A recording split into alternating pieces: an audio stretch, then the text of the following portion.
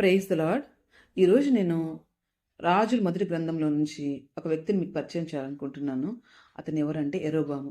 అతని స్టోరీని ధ్యానిద్దాము ఈరోజు మనము. ఈ యరొబాము ఎవరంటే జస్ట్ సొలొమోన్ దగ్గర పనిచేసే ఒక అధికారి అనమాట. జస్ట్ ఒక పర్సన్ అనమాట.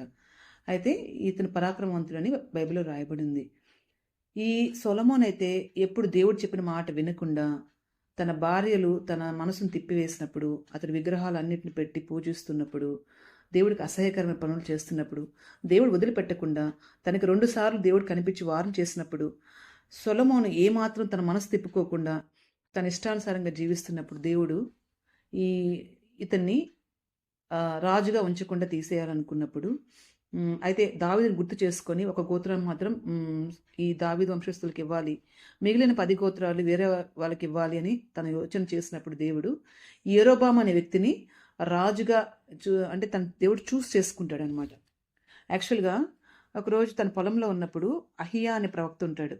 ఆ ప్రవక్త ఏంటంటే కొత్త బట్టలు వేసుకుని వెళ్తున్నప్పుడు వాళ్ళిద్దరే ఉంటారు ఆ పొలంలో.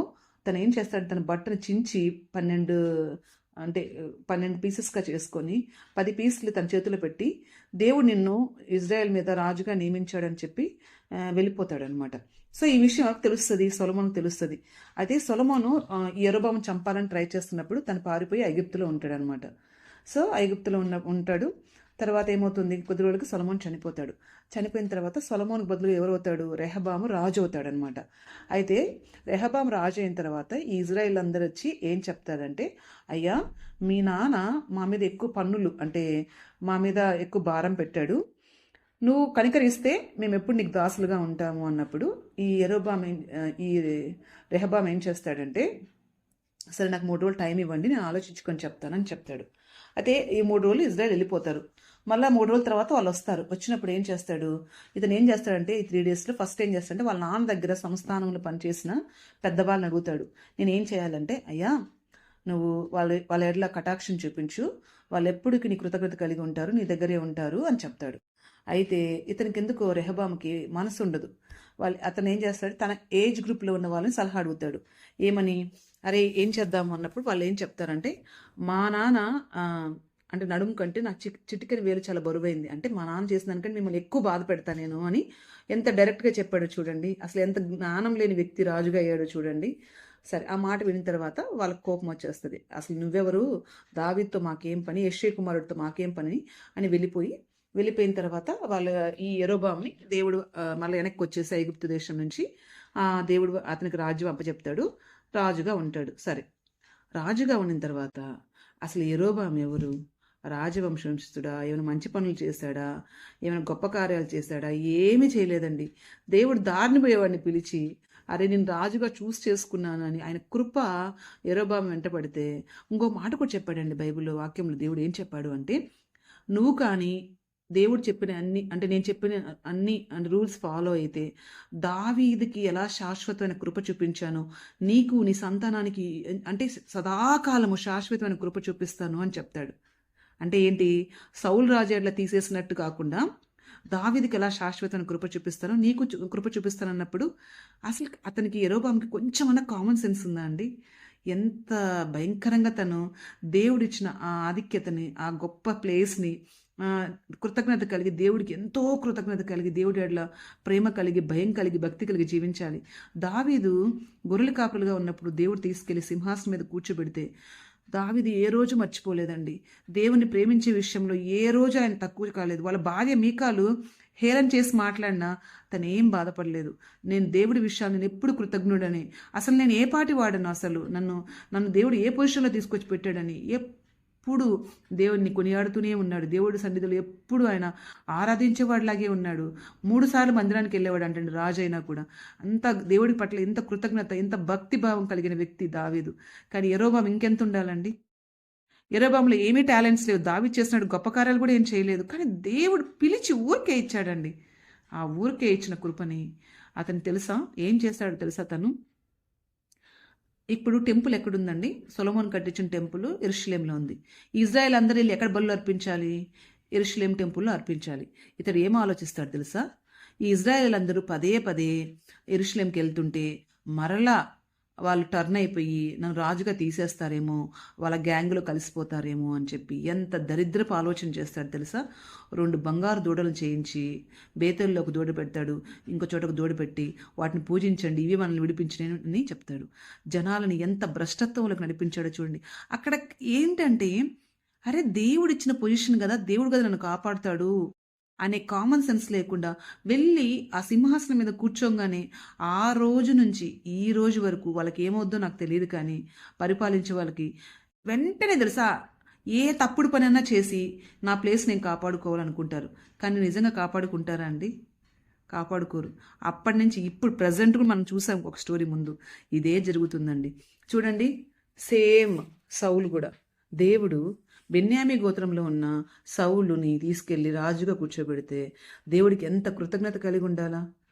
దావీదుతో నీకేం పని, నా సింహాసనానికి వీడు ఎక్కడ కాంపిటీషను అని చెప్పి దావీదుని చంపడానికి ప్రయత్నిస్తుంది.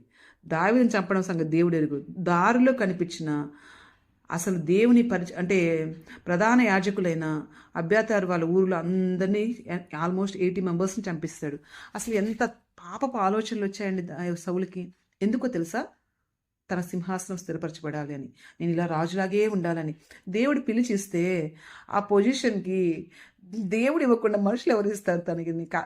ఆ ప్లేస్ని కాపాడేది ఎవరండి? దేవుడు కదా. దేవుడి దగ్గరికి వెళ్ళి మరపట్టు ఉండాల్సింది. అయ్యా నాకు నచ్చింది ఈ ప్లేస్, నేను రాజుగా ఉండడం, అయ్యా నేను ఎప్పుడు నీ దగ్గర కృతజ్ఞత కలిగి ఉంటాను, నాకు ఈ ప్లేస్ ఉంచయ్యా అంటే దేవుడు కదా ఇస్తాడు.